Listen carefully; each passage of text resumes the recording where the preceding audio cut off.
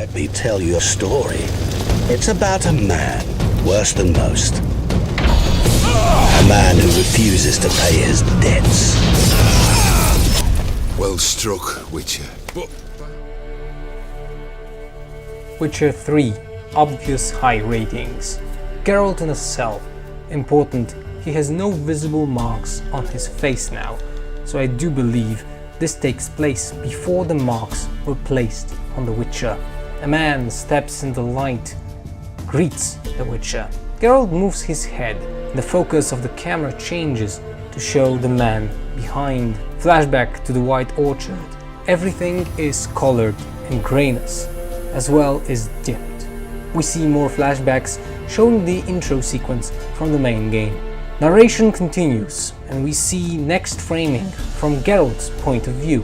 He is binded and sees a severed head on a belt, hanging like a trophy. We are back at the cell. Geralt gets up and can see into the eyes of his most possible captor. Then we have a quick flash transporting us to the moment where I believe Geralt this time gets the markings on his face, and some have already suspected that this spell looks very similar to the binding the Forest Witches placed on Anna Stegner in the main game, Red Baron's wife. This spell looks like a seal or a geas, but forces to obey the one who placed the marking on a poor man or woman.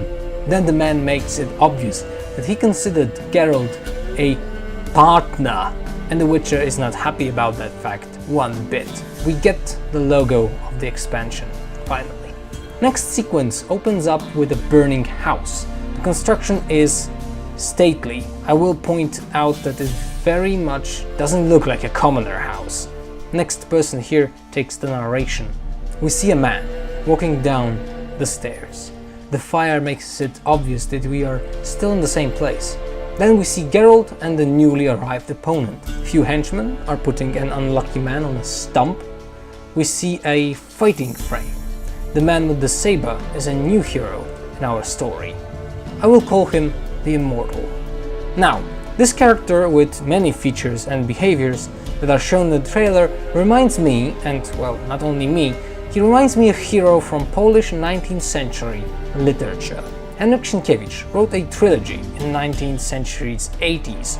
The middle book of that trilogy is entitled The Flood or Deluge. It features a protagonist named Andrew Kmicic. This series of books was very influential, actually is still influential in Poland. Kmicic is a character starting as an adventurer, to say the least, and later during a Polish-Swedish war, he transforms into a patriot with a very strong moral code.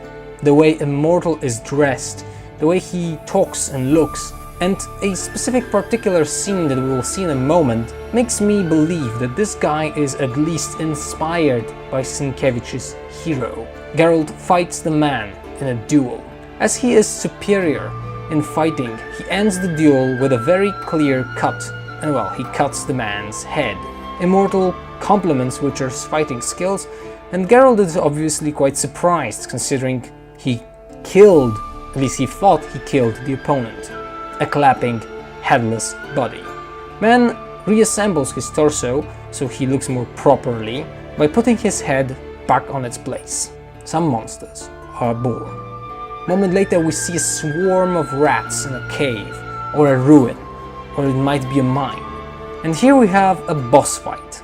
A boss is a big frog. A moment later the frog eats a body from the floor, just like a frog catches a fly. As far as I understand, this boss fight with this monster is quite unique, judging from the press previews. Geralt states the fact that the man is immortal, and the blade in his body quite confirms that. Now we start the second part of the trailer.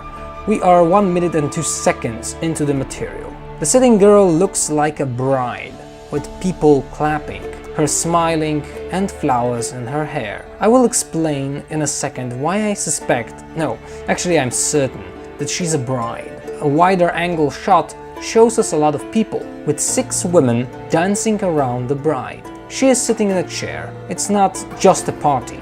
This is a Slavic folklore ritual. During a wedding party in Poland and some other Slavic countries, there is a moment, usually after midnight. The bride sits on a chair, all young, unmarried ladies gather around her and dance. The moment the music stops, the bride tosses her flower bouquet. The girl that will catch it is believed to be the next bride-to-be. Out of this frame, we know one thing: Shani is not married, because she is among the dancing girls. The immortal man during this shot explains that immortality is not exactly the best state that you can be in. A moment later, a black fade shows a farmstead, I believe, quite in the dark. The immortal man sits down with narration again explaining. Geralt confirms that most possibly his state is an effect of a curse, now strengthened visually by the skull and candles, and obviously the magical circle. The skull is a reoccurring theme here, now held by the man known as Gunther Odin, sometimes called the Man of Glass. Next frame, the immortal man warns us, or Geralt and us, to be wary of one's wishes. We see his hands glowing red. A moment later we see Geralt in a dark corridor, and a close-up on a painting from which a dark spectre comes out with a scream. During last frames we can quite clearly see that this is not an ordinary spectre and has a very powerful green glow around it, and the skull head. 122, we start what I would call the last sequence. We have an elven girl climbing a wall. A man's voice talks about entering a vault.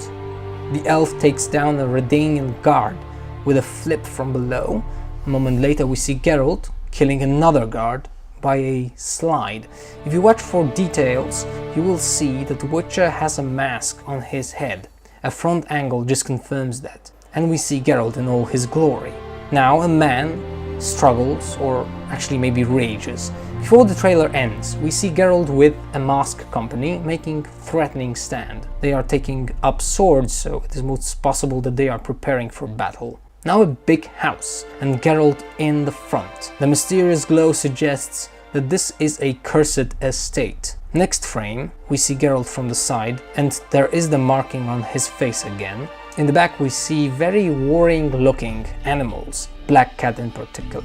Important, look how the markings on Geralt's face sometimes are present and sometimes are not. The trailer speeds up. Now we see Geralt dancing with Shani. It looks like the wedding again. In this frame it is interesting that only Geralt looks directly at the table. Shani looks like she is not aware of the phenomenon that is happening in the back, and a ghost appears in front of the camera. Last shot presents Geralt riding. Then we have a spectre we saw before. Geralt taking a swing at a man in the red, fighting with blue warriors, body, ropes, more scars and a sword. Too much is happening here. Geralt, water, and finally the logo itself. But before we end, we see a Grim Reaper looking gravedigger. He is grasping not a scythe, but a shovel. This is a very nice trailer in my opinion. One thing I know we must point at the end is the fact that this trailer actually shows intertwined but not necessarily connected side quests. And it looks like there is no main storyline in this expansion. I hope I will be able to create a let's play of this expansion. Hope to see you there. My name is Gabriel and thank you for listening and sharing my opinion. Bye!